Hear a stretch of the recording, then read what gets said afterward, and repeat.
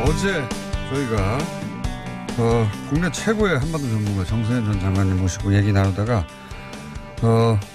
마무리 짓지 못한 이야기에서 한 번 더 스튜디오에 직접 모셨습니다.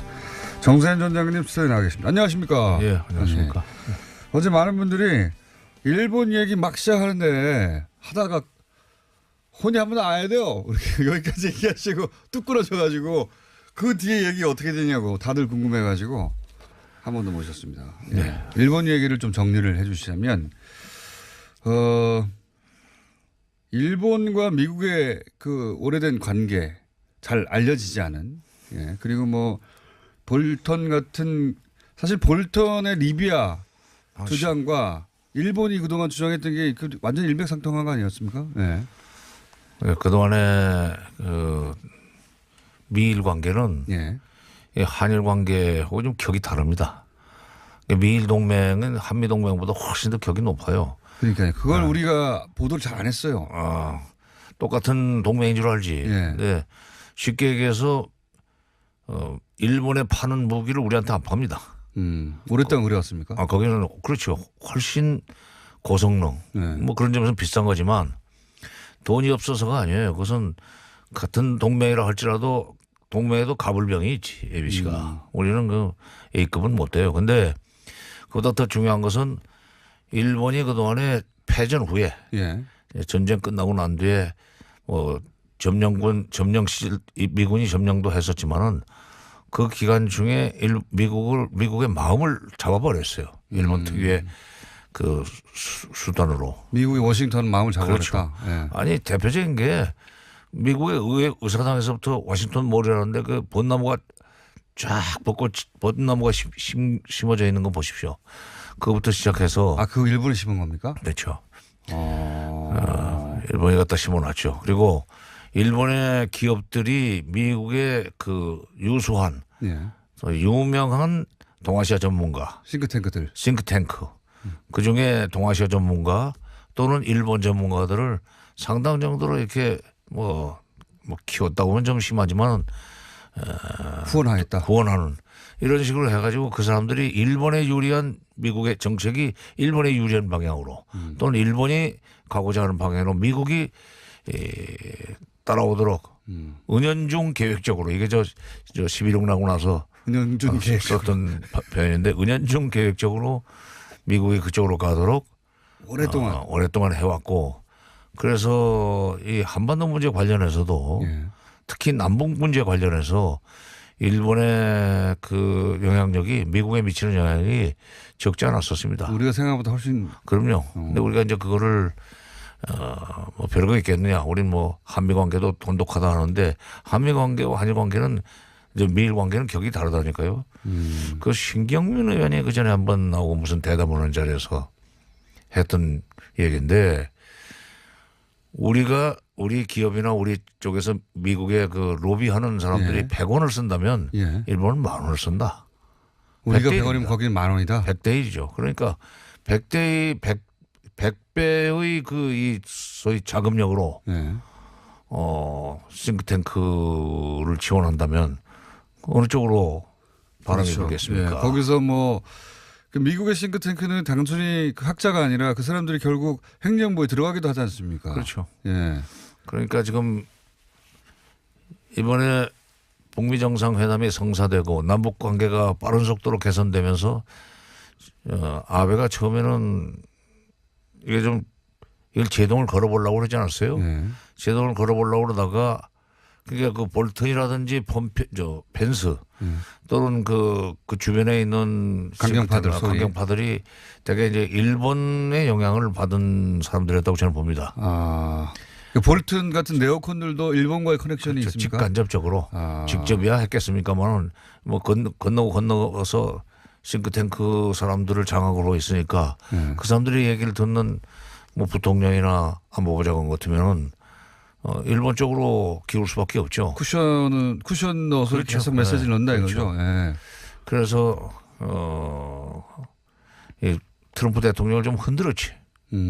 그런 측면이 있어요. 볼튼이 트럼프 대통령이 이야기했던 것보다 한 단계 계속 나갔던 것은 일본의 영향이 분명히 있는 것이다. 있다고 봐야죠. 그러니까 그렇게 해서 이를 좀 유턴, 이 북미 정상회담을 유턴시키려고 했었는데 트럼프 대통령이 다른 여러 가지 전략적 고려를 해서 좀 다시 여기로 오지 않았어요. 또 북한도 그렇게 움직여줬고 이 과정에서 지금 일본이 굉장히 소외감을 느끼고 있을 거예요. 그럼 잠깐만 그 소외감 전에 예를 들어서 그 아베 총리가 트럼프 대통령이 취소한다라고 했을 때 즉각적으로 환영한다, 지지한다 성명했던 거는 그게 본심이었지. 일본의 입장에서는 성공했구나 이게. 그렇죠. 이렇게 스스로 생각한 거. 네. 그 환영은 유일하게 일본에서만 나왔거든요. 그렇죠. 지지한다는. 아니 우리 국내에서도 있었어요. 근데 보수야당 일부에서 그런 얘기 나왔죠. 있었죠. 예. 근데 우리 보수야당하고 일본의 이해하고 미국의 네오콘하고 이렇게 예. 예, 같은 편이 돼요. 그래서 다시 회담이 계속되려고 하면서 일본이 굉장히 지금 소외감을 느끼고 있고 그래서 G7 회의가 8일 날 8일 9일인가요? 토론토에서 열린 뒤에 12일 날 북미 정상회담이 싱가포르에서 예정돼 있지 않습니까? 그 중간에 아마 트럼프 대통령이 아베 수상하고 아베 총리하고 이제 만난다고 또 만난다고 정상회담 한다고. 불안해요. 예. 근데 뭐 뒤집기는 어렵고요. 뒤집지는 못하겠지만 그러나 협상하는 과정에서 하나라도 그러니까요. 톱니바퀴 하나를 좀 망가뜨려 놓으면은 그 전체 기계가 서버릴 수 있으니까 무슨 또 일을 벌릴지 모르겠는데 이럴 때는 우리가 이제 그동안에 지금 소외감 느끼고 대문 밖에서 서성거리던 그 정도로 해서 일본한테 그 교훈은 줬다고 봐요. 네. 이제 이런 짓 하면 안 된다. 이쯤에서는 우리가 일본을 좀 끌어안아야 되는 거 아닌가. 예를 들면은 자꾸 그 트럼프한테 가서 얘기하지 말고 네. 북일 정상회담 내가 주선해 줄 수 있다. 이런 식으로 우리가 우리 정부에서 치고 나가야 되는 것이 아닌가. 그러니까 미일 정상회담에서 틀림없이 싱가포르 회담에서 무슨 납치 문제 거론해달라. 당연히 그러겠죠. 중거리 미사일도 해결해달라.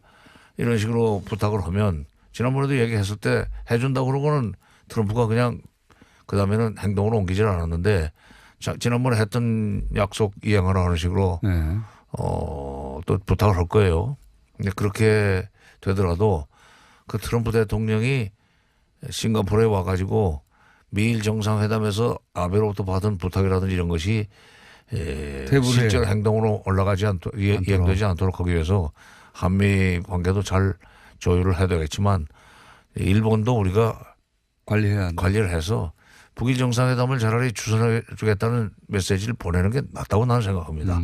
왜냐하면 문제는 지금 다 김정은을 만나는 세상이 돼버렸는데 러시아까지도 지금 관심을 보이고 있는데 이게 한반도에 가장 민감한 그 이 이해관계를 가지고 있는 일본이 완전히 대문 밖에 있으니까 이제 조바심이 났단 말이에요. 그래서 미국한테 매달려 가지고 북일 정상회담을 하는 것보다는 우리가 그 다리를 놔주는 것이 훨씬 앞으로 이 북핵 문제를 풀어나가는 과정에서 일본이 뒤로 장난치는 것을 막을 수 있는 그게 전부는 아닙니다. 그래도 또 일을 벌일 수 있지만 방법 중에 하나가 아닌가 한번 생각해 볼 필요가 있습니다. 정부에서도. 그러니까 뭐 일본이 그 남북 관계를 잘 되게 할 수는 없지만 방해할 힘은 있다는 얘기 계속해 왔는데. 그래요.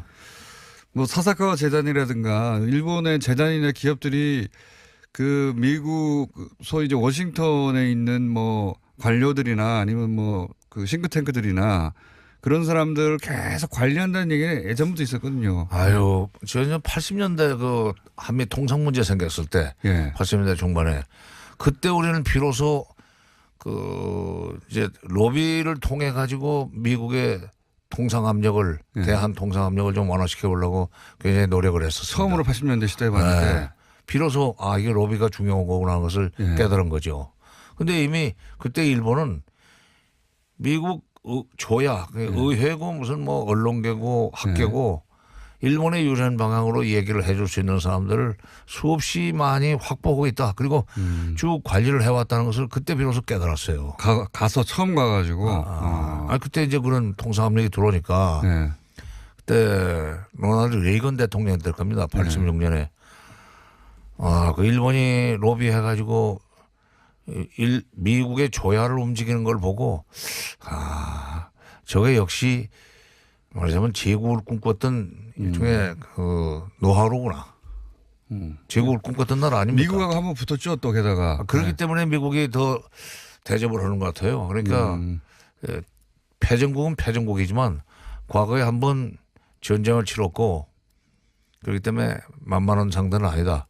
그것도 미국의 소위 지식층이라고 할까 여론 지도층이 일본을 만만하게 보지 않고 중시하는 이유도 된다고 생각합니다.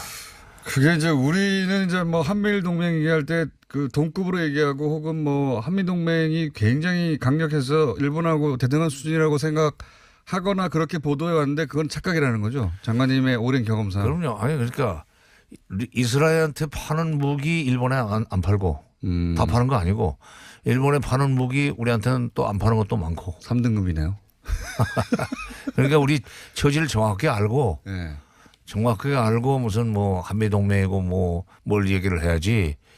미국에서는 별로 그렇게 중시하지도 않는데 거기에 목숨을 거는 사람들 보면은 착각이군요. 대접도 못 받으면서 네.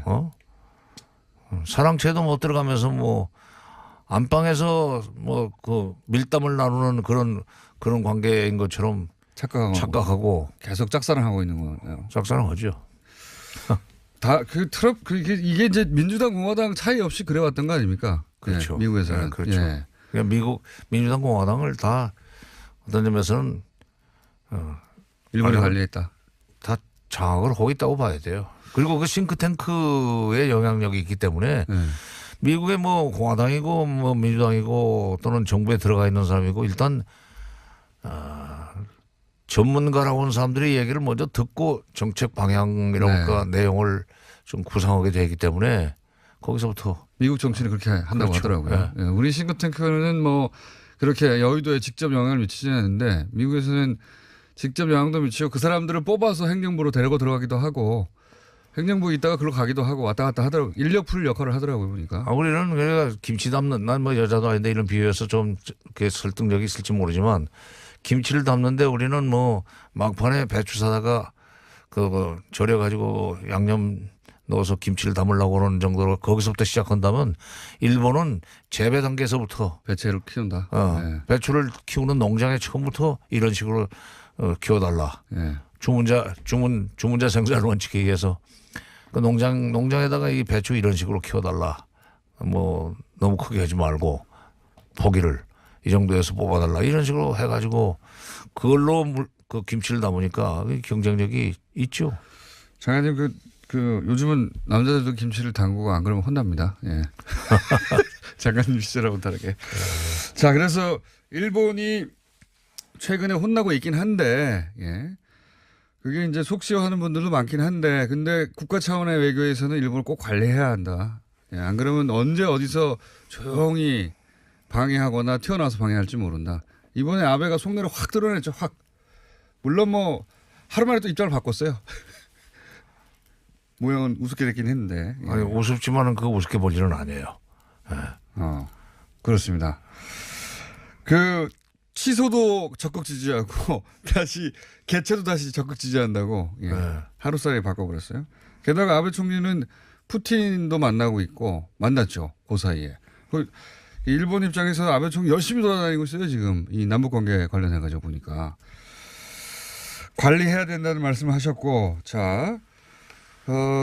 그다음에 지금 벌어지고 있는 뭐 통일각에서의 회담 그리고 뭐 그 싱가포르에서의 회담 이런 얘기는 이제 그나마 보도가 좀 되니까 알겠는데 잘 짐작이 안 가는 것은 CIA 팀하고 그다음에 통정부 팀이 또 따로 만난다고 하는 거 아닙니까? 비밀 트랙이 있다고 하는 건데 여기서 이제 저는 이거 언론에 안 나올 어떤 그 민감한 사안들 발표도 되지 않을 뭐 그런 걸 조절하나 보다 이 정도로 생각했는데 그 팀 나머지는 나중에 언론에 다 드러날 텐데요. 싱가포르에서는 의전하고 싱가포르는 의전이니까. 예, 의전이고 그다음에 통일각에서는 비핵화 의제 가지고 할 것이고 근데도 이 폼페오 김영철 라인이 돌아가는 이유는 뭡니까?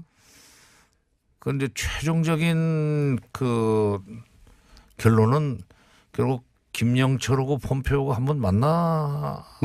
만나야 되지 않겠는가? 왜냐하면 트럼프 대통령이 남북 정상회담은 사실은 뭐 정상들이 최종적으로 결정하는 식으로 하는데 말이 통하고 직접 하면 말이 되니까. 통하기 때문에. 근데 트럼프 대통령은 사전에 다 그림을 만들어 놓고 가서 그 회담을 그냥 세레모니 차원에서 뭐 하려고 그런 거 아닌가 하는 생각이 들어요. 그러니까 그 CIA 팀하고 이쪽 통전부하고 만나는 것은 그냥 뉴욕에서 만나는지 모르겠는데 하여튼 트럼프 대통령이 지난번에 회담 재개할 가능성이 높다는 얘기를 하면서 이 워싱턴에서 가까운 데서도 실무 접촉을 하고 있다는 얘기를 했어요. 그래서 저는 그때 뉴욕만 얘기하는 줄 알았어요. 아, 그거 말고 또. 네. 그랬더니 뭐 싱가포르에서 의전 관련 플러스 이제 경호 북쪽에서는 경호에 신경을 많이 쓸 겁니다. 아, 그렇겠군요. 폼페오를 만났을 때도 김정은 위원장이 그 나의 안전이 보장될 수 있겠느냐. 그때는 이제 영어로 한다면 세이프티인데 김정은의 안전을 보장한다는 얘기가 잘못 번역이 되면 김정은의 체제를 보장한다. 세큐리티를 보장한다는 식으로 오역이 될 수 있는. 시큐리티가 아니라 개인 신변 안전이었다. 그런 얘기도 있었어요. 근데 하여튼 싱가포르에서는 그 문제를 얘기하고 그러니까 의전 및 경호 이쪽에서는 비핵화의 실무적인 얘기 판문점에서는 그 성킴은 이제 공무성 출신이니까 외교부 출신이니까요. 물러난 사람인데 아무래도 육자회담 대표를 하면서 최선희 지금 부상이 된 최선희 당시에 국장하고 자주 만났었기 때문에 서로 아는 사이군요. 서로 이 화법을 아니까 편할 겁니다. 그러나 그 최종 결론은 통전부와 폼페이오의 직접 지휘를 받는 CIA 쪽에서 결론 내지 않겠는가. 그러니까 대통령하고 김정은 위원장 가기 전에 통전부하고 그 폼페이오 라인을 통과한 다음에 갈 것이다. 그렇게 되리라고 봐요.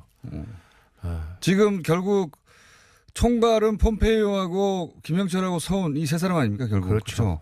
세 사람은 그 라인을 통과해야 최종 결정이 날 것이다. 그래서 같이 움직이고 있는 것이다. 그렇죠. 그러니까 폼페이오와 폼페이오와 그 김영철을 연결시켜준 사람이 서훈 원장이고 그다음에 서훈 원장의 보고를 받아서 문재인 대통령이 김정은과 트럼프를 연결시켜주는 그런 이제 모양새가 됐죠.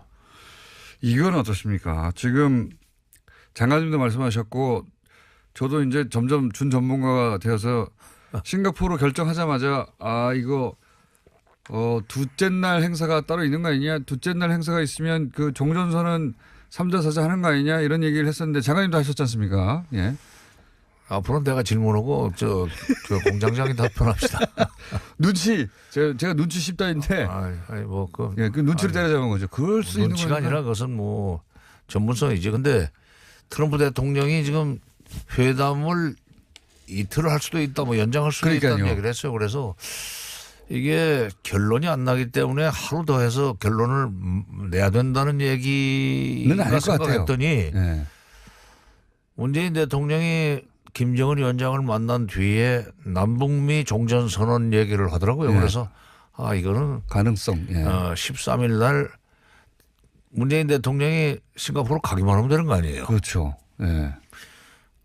갈 준비하고 있다가 그냥 그 연락 오면 바로 가면 되는 거니까 불과 한 6시간이면 갈 거예요, 싱가포르. 그러니까 그렇게 해서 종전선언을 거기서 하려고 그런 거 아닌가. 트럼프는 지금 뭔가 속도를 내야만 됩니다. 왜냐하면 2년 안에 모든 걸 끝내야만 자기 재선에 도움이 된다고 보고 미국으로 북한으로부터 2년 내에 비핵화를 완전히 하겠다는 뭐 시한성 이 시한을 지금 약속받으려고 할 텐데 그러려면 종전선언도 빨리빨리 하고 평화협정 체결 준비를 하고 그다음에 또 수교로 넘어갈 수 있는 무슨 연락사무소 설치 이런 것도 빨리빨리 추진을 해야 되니까 그러면 13일 날 종전선언을 위한 남북미 정상의 미팅이 있을 수 있다. 그러면 만약에 13일 날 남북미 3자가 종전선언은 사실 선언이니까요. 예. 정치적인 선언이고 무슨 협정을 쓰는 건 아니니까 할 수 있는데 그러면 중국이 왜 나는 빼는 거야 이렇게 하지 않을까요? 글쎄 처음에는 중국이 적극적으로 들어올 의향을 가지고 있었는데 그런 것 같았는데요. 네, 같았는데 돌아가는 형세를 보고 특히 트럼프 대통령과 시진핑 간의 간접적인 대화를 통해서 일단 정전선은 빠져들었지만 평화협정은 우리가 반드시 들어가야 된다. 종전은 빠지고 평화는 들어와라. 뭐 이런 식의 평화협정 어차피 평화협정은 나중에 그것이 평화협정이 체결된 뒤에 이행 과정에서 여러 가지 보장 문제를 생각하면은 북한과 지리적으로 제일 가까이 있는 중국이 군사적인 측면에서 뭔가 북한의 행동도 견제를 해야 되고 위험한 행동은 미국의 행동도 억제를 해야 되기 때문에 중국이 관여를 해야 됩니다. 근데 이제 종전 선언은 꼭 트럼프 대통령의 의지가 그쪽이라면 우리가 그것은 양해할 수 있다 하는 식으로 정리가 되지 않았나. 왜냐하면 문재인 대통령이 중국어 거론 안 했거든요. 아니요. 5월 4일 날 시진핑 주석하고 처음으로 통화가 됐을 때 예. 한미 남북 정상회담 한 뒤에 전 통화가 잘 안 되지 않았어요. 시방 갔다 그러고 연결이 안 됐는데 5월 4일 날 비로소 연결이 됐을 때 종전선언부터 중국이 들어와야 된다는 얘기를 문재인 대통령이 사실 했었어요. 그건 아마 시진핑 주석이 요구를 했겠죠. 아마. 그렇지. 그러니까 그런데 이번에 한미 정상회담 끝나고 와서는 남북미 종전선언을 얘기하길래 아마 그거는 한미 간에 합의가 됐을 뿐만 아니라 김정은 위원장도 합의가 되고 양해가 되고 중국도 얘기가 됐으니까 중국도 얘기가 됐으니까 그런 얘기를 하지 않겠는가. 문재인 대통령 스타일상 그럼요. 어느 한쪽이라도 얘기가 안 됐으면 말을 안 꺼내지. 문재인 대통령은 트럼프 보고 달라 치고 나가는 성격이 아니에요. 확실한 것만 얘기를 그러니까요. 그 싱가포르에서 할지는 모르겠으나 만약 하게 된다면 3자가 하는 거 가능성이 굉장히 높아진 거죠 지금. 아니 그러니까 둘째 날 해야 되죠. 그러니까 둘째 날 그러니까요. 그런데 사실은 모양새로는 판문점에 와서 하는 게 제일 좋은데.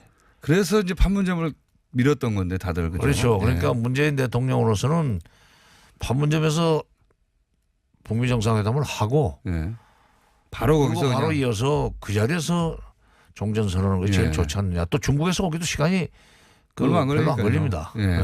한 시간이면 오고 다들 그렇죠. 차로 문재인 대통령 1시간, 중국에서는 비행기로 1시간이니까 금방금방 와서 할 수 있는데 어쨌든 그 문제는 아직 확정이 안 됐으니까 그런 계획 정도를 말하는 거겠죠. 예.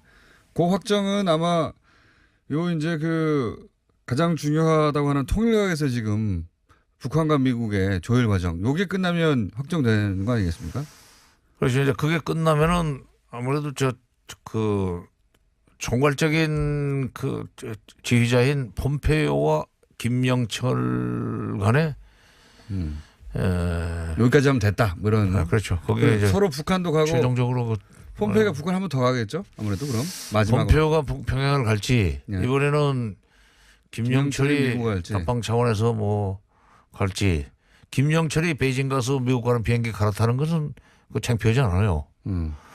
그러나 그렇죠. 그건 얼마든지 할 수 있으니까 도쿄로 가서 뭐 바꿔 탈 수도 있고 베이징까지 일단 가야지 북한 비행기는.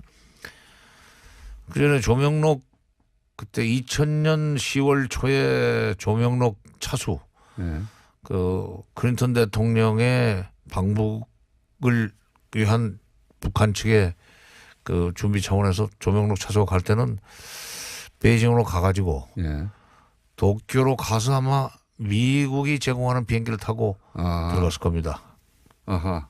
이번에도 그럴 수도 있겠네요. 미국에서. 그렇죠. 미국에서 비행기를 어디까지 보내주고. 그거 타고 들어갈 수도 있겠네요. 미국에는 뭐 그 대통령 전용기도 있지만 뭐 국무장관 전용기도 있고 그러니까 수송기들 보내서. 그러니까 폼페이오가 한 번 더 가고 혹은 김영철 통전부장이 미국을 간다. 그러면 이제 끝난 것이다. 조율이 다 끝났다는 얘기다. 그렇죠. 그렇게 봐야 되는 것이고 그러면 이번에 그 통일각에서 조율할 때 뭐 지금 한참 얘기가 잘 되고 있다는 식으로 이제 보도는 되고 있는데 가장 중요한 게 뭡니까? 이게 뭐가 결정될까요? 이 안에서 이 통일각 미팅에서 비핵화에 대한 그 체제 보장의 내용. 어떻게 체제를 보장할 그러니까 것이냐? 체제 보장 관련해서 지금까지 트럼프 대통령이 계속 뭐 부자로 살게 될 것이다. 네, 뭐 세이프 할 것이다, 뭐 해피할 것이다. 굉장히 모호한 단어로만 얘기했죠. 그는 뭐 그 안전할 것이다. 김정은의 세이프티. 네. 그다음에 북한의 경제적 번영, 뭐 그 풍요 이런 것만 자꾸 얘기를 하는데 지금 군사적으로 치지 않겠다는 얘기를 안 하고 있기 때문에 지금 결론이 안 나는 거예요. 불가침 조약 결국은. 뭐 그렇죠. 불가침 뭐 조약 같은 것을 하고 네. 그리고 그거를 보장하는 평화협정. 미북 간의 불가침 뭐 선언 정도가 지금 처음에는 도보다리에서는 불가침 선언 얘기를 했어요. 네. 미국이 종전하고 불가침 해주면 하면 그럼 우리가 핵을 가지고 왜 경제적으로 어렵게 살겠습니까? 라는 얘기를 했다고 그러잖아요. 네. 그러니까 종전선언 후에 불가침 미북 간의 불가침 뭐 조약이 됐건 선언을 하고 그거를 보장하는 소위 남북 미중의 평화협정. 그러면 지금 어제 나온 뉴스가 폼페이오 장관이 미의회 그 가서 만약에 그 협상이 잘 되면 조약의 형태로 상원에 제출할 것이다 했는데 그 조약이 그럼 불가침 조약일 가능성이 높네요. 아니요, 이제 뭐 그 6.15 공동 아니 6.15 아니라 6.12 싱가포르 네. 미북 북미 정상회담에서 합의서가 나오면은 그건 뭐 합의라고 해도 되고 우리는 뭐 선언이라고 썼지만 합의라고 해도 되고 그다음에 뭐 협정이라고 해도 되고 뭐 여러 가지 그건 형식은 뭐 이름은 크게 문제가 안 된다고 생각합니다. 그러니까 그거를 상원에 말하자면 그 인준을 받는 절차를 거치면은 앞으로 정권이 바뀌어도 의회에서 인준까지 한 거기 때문에 적어도 미국은 그걸 뒤집지는 않을 겁니다. 네. 우리는 뭐 국회에서 지금 판문점 선언을 무슨 동의하는 거 대통령이 비준하는데 동의하는 것도 잘 안 해주려고 그러지만 미국에서는 그걸 하겠다는 거 아니겠죠? 폼페이오가 지금 그 상정을 하겠다는 거고. 그러니까요. 상정의 내용이 근데 그 불가침 조약. 그렇죠. 네, 내용이 이제 불가침이 들어갈 수가 있죠. 불가침 들어갈 수 있다. 불가침이 들어갈 수가 있죠.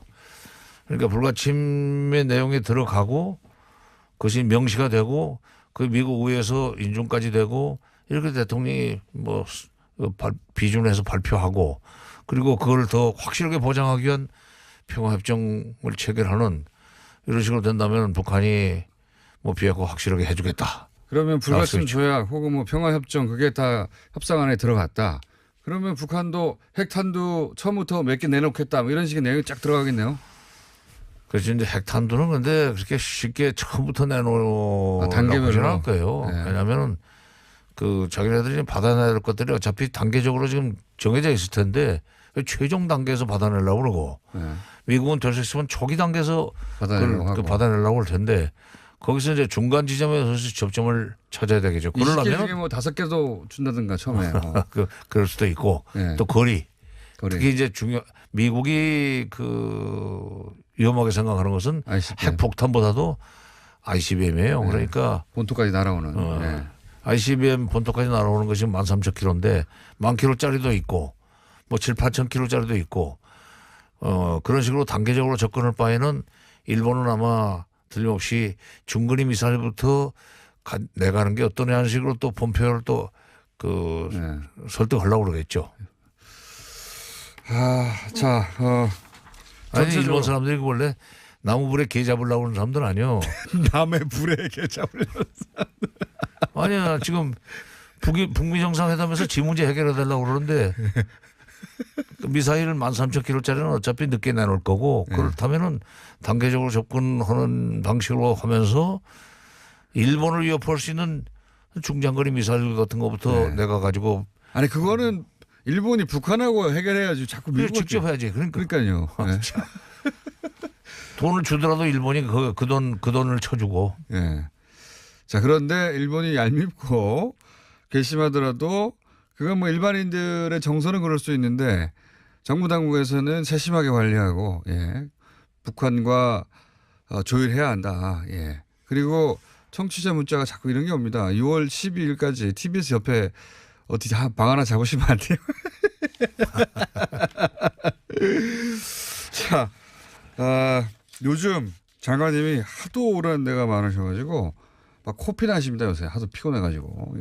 목소리가 지금 오늘 이상할 거예요. 막 네. 이게 좀 코를 막고 있기 때문에. 그러니까 코피가 나셔가지고 예, 그 정도로 피곤하세요. 그래서 저희도 당분간은 예, 모시지 못하는 것으로. 예. 그러나 6월 12일은 이미 예약되어 있다. 앞으로 좀 쭉 쉬시다가 예. 만약에 중간에 또 삐걱삐걱하거나 아예 해석이 안 되는 사안, 언론이 또 중구난방할 때는 전화 연결로 그냥 일단 그 사이는 대체하도록 하겠습니다. 혹시 트럼프가 다시 취소한다든가 이런 일이 아니면 그러지는 못할 거예요. 그러지는 않겠죠. 설마. 예. 또 설마 하는 일이 자꾸 벌어져가지고요. 그렇게 되면은 트럼프의 그 위신이 많이 떨어지죠. 추락하죠. 예. 아. 이랬다 저랬다 이랬다 저랬다. 아, 그럼. 한 번은 협상의 기술이라고 봐줄 수 있는데. 그럼 한 번은 고도의 이 벼랑끝 전술이구나. 역시 그 거래 기술이라는 책을 썼다는 게 사실 명불허전이구나 이렇게 봐줄 수 있는데 또 그러면은 그거는 그때부터는 지난번에 그 어떤 정신과 의사가 얘기했듯이 문제가 있는 거죠. 자, 오늘 여기까지 하고 예, 또 김박한 사연 생기면 앞으로는 전화로 하다가 6월 12일 날 직접 특집으로 모시는 것으로. 지금까지 정세현 전 장관이었습니다. 감사합니다. 예. 네, 감사합니다. 예. 네, 감사합니다. 일본의 이해하고 미국의 네오콘하고 이렇게 예. 예, 같은 편이 돼. 다시 회담이 계속되려고 하면서 일본이 굉장히 지금 소외감을 느끼고 있고 그래서 G7 회의가 8일 9일인가요? 토론토에서 열린 뒤에 12일 날 북미 정상회담이 싱가포르에서 예정돼 있지 않습니까? 그 중간에 아마 트럼프 대통령이 아베 수상하고 아베 총리하고 이제 만난다고 또 만난다고 정상회담 한다고. 불안해요. 예. 근데 뭐 뒤집기는 어렵고요. 뒤집지 못하겠지만 그러나 협상하는 과정에서 하나라도 그러니까요. 톱니바퀴 하나를 좀 망가뜨려 놓으면은 그 전체 기계가 서버릴 수 있으니까 무슨 또 일을 벌릴지 모르겠는데 이럴 때는 우리가 이제 그동안에 지금 소외감 느끼고 대문 밖에서 서성거리던 그 정도로 해서 일본한테 그 교훈은 줬다고 봐요. 네. 이제 이런 짓 하면 안 된다. 이쯤에서는 우리가 일본을 좀 끌어안아야 되는 거 아닌가. 예를 들면은 자꾸 그 트럼프한테 가서 얘기하지 말고 네. 북일 정상회담 내가 주선해 줄 수 있다. 이런 식으로 우리가 우리 정부에서 치고 나가야 되는 것이 아닌가. 그러니까 미일 정상회담에서 틀림없이 싱가포르 회담에서 무슨 납치 문제 거론해달라. 당연히 그러겠죠. 중거리 미사일도 네. 해결해달라. 이런 식으로 부탁을 하면 지난번에도 얘기했을 때 해준다고 그러고는 트럼프가 그냥 그다음에는 행동으로 옮기질 않았는데 지난번에 했던 약속 이행하라 하는 식으로 네. 또 부탁을 할 거예요. 근데 그렇게 되더라도 그 트럼프 대통령이 싱가포르에 와가지고 미일 정상회담에서 아베로부터 받은 부탁이라든지 이런 것이 실제로 행동으로 올라가지 않도록 이행되지 않도록 하기 위해서 한미 관계도 잘 조율을 해야 되겠지만 일본도 우리가 관리해야 한다. 관리를 해서 북일 정상회담을 차라리 주선해 주겠다는 메시지를 보내는 게 맞다고 나는 생각합니다. 왜냐하면 네. 문제는 지금 다 김정은을 만나는 세상이 돼버렸는데 네. 러시아까지도 지금 관심을 보이고 있는데 이게 한반도에 가장 민감한 이 이해관계를 가지고 있는 일본이 완전히 대문 밖에 있으니까 네. 이제 조바심이 났단 말이야. 그래서 미국한테 매달려 가지고 북일 정상회담을 하는 것보다는 우리가 그 다리를 놔주는 것이 훨씬 앞으로 이 북핵 문제를 풀어나가는 과정에서 일본이 뒤로 장난치는 것을 막을 수 있는 그게 전부는 아닙니다. 그래도 또 일을 벌일 수 있지만 어제 저희가 국내 최고의 한반도 전문가 정세현 전 장관님 모시고 얘기 나누다가 마무리 짓지 못한 이야기에서 한 번 더 스튜디오에 직접 모셨습니다. 정세현 전 장님 스튜디오에 나와 계십니다. 안녕하십니까? 예, 안녕하십니까? 네.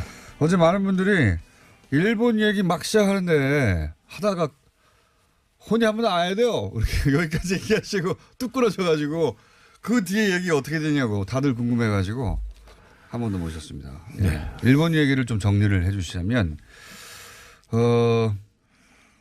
일본과 미국의 그 오래된 관계 잘 알려지지 않은 예. 그리고 뭐 볼턴 같은 사실 볼턴의 리비아 주장과 일본이 그동안 주장했던 게 그 완전 일맥상통한 거 아니었습니까? 예. 그동안의 그 미일 관계는 예. 이 한일 관계하고 좀 격이 다릅니다. 미일 동맹은 한미 동맹보다 훨씬 더 격이 높아요. 그러니까 그걸 우리가 보도를 잘 안 했어요. 똑같은 동맹인 줄 알지. 예. 근데 쉽게 얘기해서 일본에 파는 무기를 우리한테 안 팝니다. 오랫동안 그래왔습니까? 거기는 그렇죠.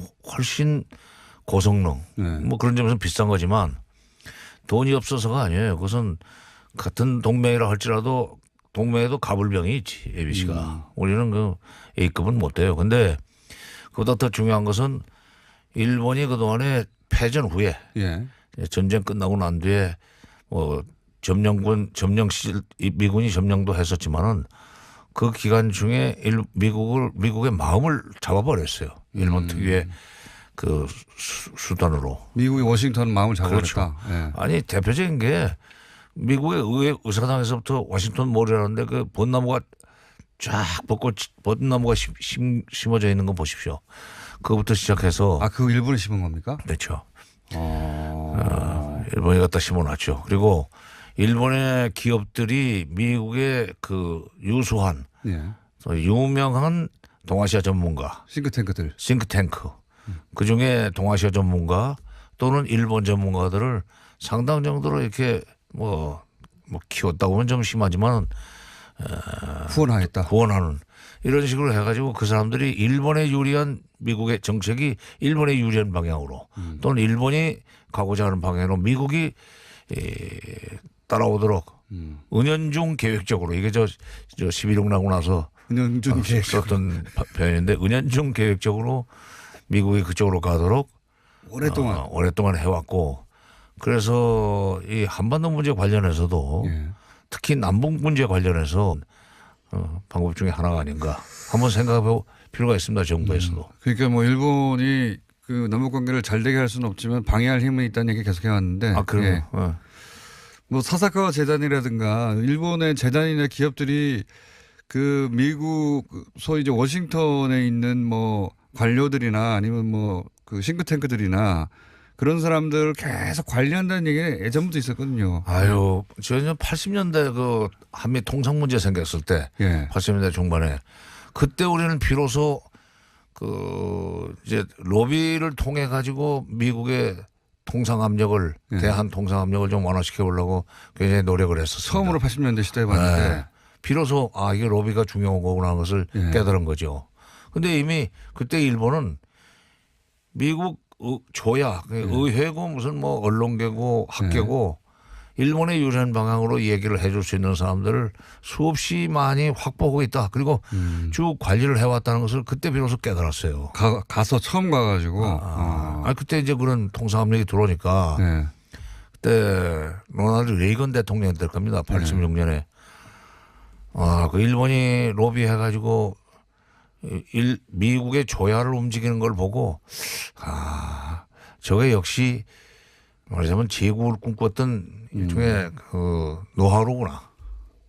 제국을 꿈꿨던 나라 아닙니까? 미국하고 한번 붙었죠 또 게다가. 그렇기 때문에 미국이 더 대접을 하는 것 같아요. 그러니까 패전국은 패전국이지만 과거에 한번 전쟁을 치렀고 그렇기 때문에 만만한 상대는 아니다. 그것도 미국의 소위 지식층이라고 할까 여론 지도층이 일본을 만만하게 보지 않고 중시하는 이유도 된다고 생각합니다. 그게 이제 우리는 이제 뭐 한미일 동맹 얘기할 때 그 동급으로 얘기하고 혹은 뭐 한미 동맹이 굉장히 강력해서 일본하고 대등한 수준이라고 생각하거나 그렇게 보도해 왔는데 그건 착각이라는 거죠. 장관님의 오랜 경험상. 그럼요. 그러니까 이스라엘한테 파는 무기 일본에 안 팔고 다 파는 거 아니고 일본에 파는 무기 우리한테는 또 안 파는 것도 많고 3등급이네요. 그러니까 우리 처지를 정확하게 알고 네. 정확하게 알고 무슨 뭐 한미동맹이고 뭐 뭘 얘기를 해야지 미국에서는 별로 그렇게 중시하지도 않는데 거기에 목숨을 거는 사람들 보면은 착각이군요. 대접도 못 받으면서 네. 사랑채도 못 들어가면서 뭐 안방에서 뭐 그 밀담을 나누는 그런 관계인 것처럼 착각하고 계속 짝사랑하고 있는 거예요. 짝사랑하죠. 다 그 트럼프 이게 이제 민주당 공화당 차이 없이 그래왔던 거 아닙니까? 그렇죠. 네, 미국에서는. 네, 그렇죠. 예. 그러니까 미국 민주당 공화당을 다 어떤 점에서는 일본이 아니, 관리했다.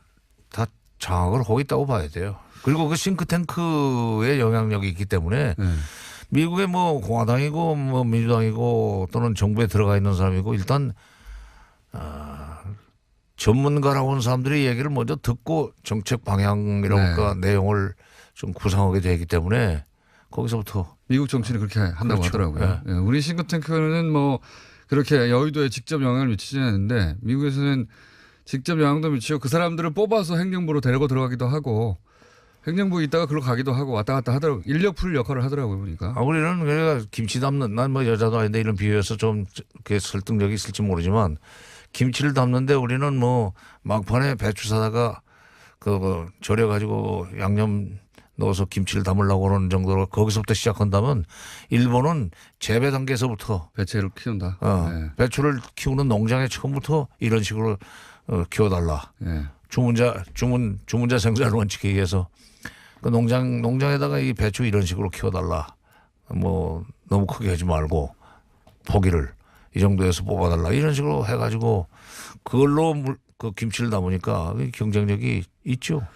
장관님 그 요즘은 남자들도 김치를 담그고 안 그러면 혼납니다. 예. 장관님 시절하고 다르게. 자, 그래서 일본이 최근에 혼나고 있긴 한데, 예. 그게 이제 속 시원하는 분들도 많긴 한데, 근데 국가 차원의 외교에서는 일본을 꼭 관리해야 한다. 예. 안 그러면 언제 어디서 조용히 방해하거나 튀어나와서 방해할지 모른다. 이번에 아베가 속내를 확 드러냈죠. 확. 물론 뭐 하루 만에 또 입장을 바꿨어요. 모양은 우습게 됐긴 했는데. 예. 아니, 우습지만은 그거 우습게 보지는 않아요. 예. 그렇습니다. 그 취소도 적극 지지하고 다시 개최도 다시 적극 지지한다고 예. 하루살이 바꿔버렸어요. 게다가 아베 총리는 푸틴도 만나고 있고 만났죠. 그 사이에. 일본 입장에서 아베 총리 열심히 돌아다니고 있어요. 지금 이 남북관계 관련해가지고 보니까.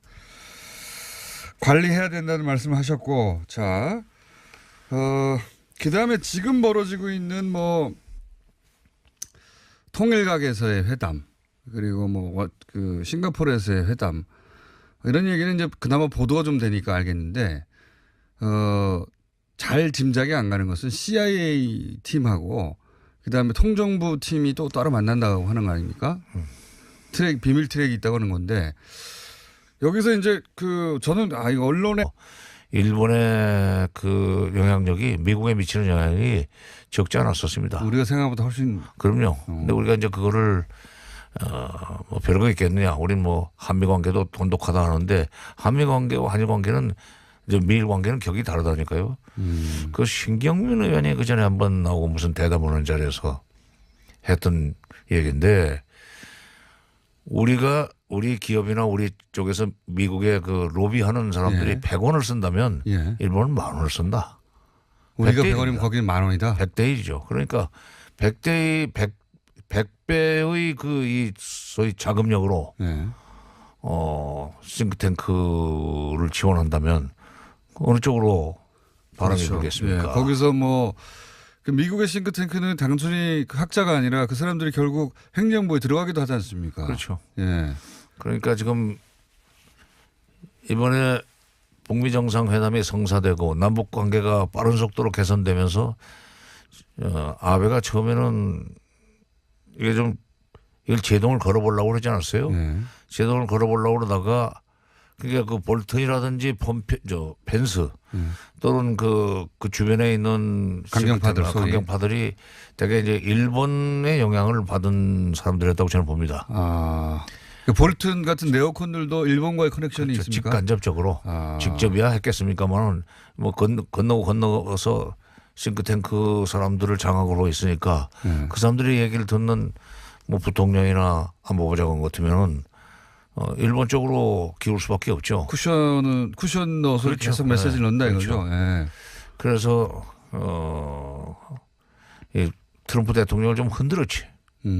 그런 측면이 있어요. 볼튼이 트럼프 대통령이 이야기했던 것보다 한 단계 계속 나갔던 것은 일본의 영향이 분명히 있는 것이다. 있다고 봐야죠. 그러니까 그렇게 해서 이를 좀 유턴, 이 북미 정상회담을 유턴 시키려고 했었는데 트럼프 대통령이 다른 여러 가지 전략적 고려를 해서 좀 다시 여기로 오지 않았어요. 또 북한도 그렇게 움직여줬고 이 과정에서 지금 일본이 굉장히 소외감을 느끼고 있을 거예요. 그럼 잠깐만 그 소외감 전에 예를 들어서 그 아베 총리가 트럼프 대통령이 취소한다라고 했을 때 즉각적으로 환영한다, 지지한다 성명했던 거는 그게 본심이었지. 일본의 입장에서는 성공했구나 이게. 그렇죠. 이렇게 스스로 생각한 거예요. 네. 성공했 그 환영은 유일하게 일본에서만 나왔거든요. 그렇죠. 지지한다는. 아니 우리 국내에서도 있었어요. 근데 보수야당 일부에서 그런 얘기 나왔죠. 있었죠. 예. 근데 우리 보수야당